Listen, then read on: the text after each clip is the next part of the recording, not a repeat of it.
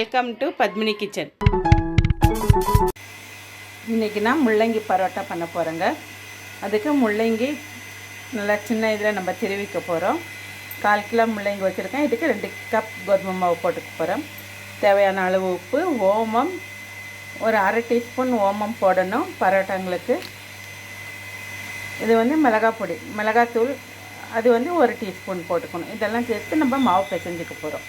தண்ணியே சேர்க்கக்கூடாதுங்க. மாவில் முள்ளங்கியில் இருக்கிற தண்ணியே நமக்கு போதுமானது.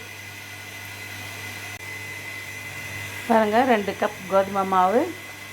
இதில் நம்ம திருவுண முள்ளங்கியை சேர்த்துக்க போகிறேன். மிளகாய் பொடி,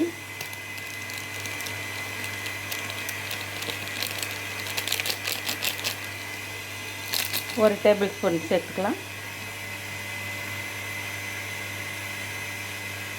ஓமம் இது ஒரு 1/2 டேபிள் ஸ்பூன்.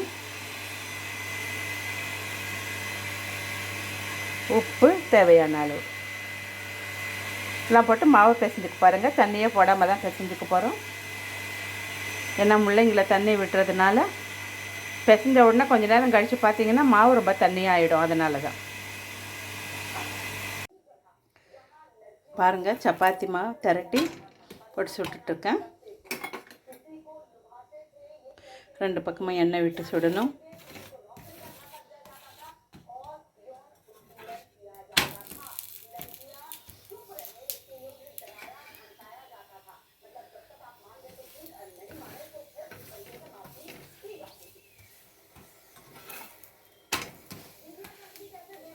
முள்ளங்கி பரோட்டா ரெடி. முள்ளங்கி மட்டும் திருவி இப்படி தாங்க மாவில் சேர்த்து நம்ம பரோட்டா செய்யணும். அது ஸ்டஃபிங் பண்ணோம்னா அவ்வளோ நல்லா இருக்காது. அதே மாதிரி இதுக்கு வேறு எந்த கொத்தமல்லியெல்லாம் சேர்த்தோம்னா அவ்வளோ டேஸ்ட் நல்லா இருக்காது. வெறும் முள்ளங்கி, ஓமம், காஞ்சி மிளகாத்தூள், உப்பு இவ்வளோ தான் நம்ம போட்டு மாவு பிசைஞ்சு செய்யணும். அந்த முள்ளங்கிலேயே நம்ம மாவு பிசைஞ்சிடலாம். நான் 2 கப் மாவுக்கு 1/4 kg அளவு முள்ளங்கி சேர்த்துருக்கேன் நான் துருவி. பிசைஞ்சு வச்சு ஒரு 1/2 மணி நேரம் கழித்து மாவு ரொம்ப கெட்டியாக இருந்துச்சுன்னா வேணால் நம்ம கொஞ்சம் தண்ணி தெளித்து மறுபடியும் நம்ம பிசைஞ்சிக்கலாம். அப்படி இல்லைனாக்கா அந்த முள்ளங்கியில் இருக்கிற தண்ணியே அதில் மறுபடியும் விட்டு இருக்கும்.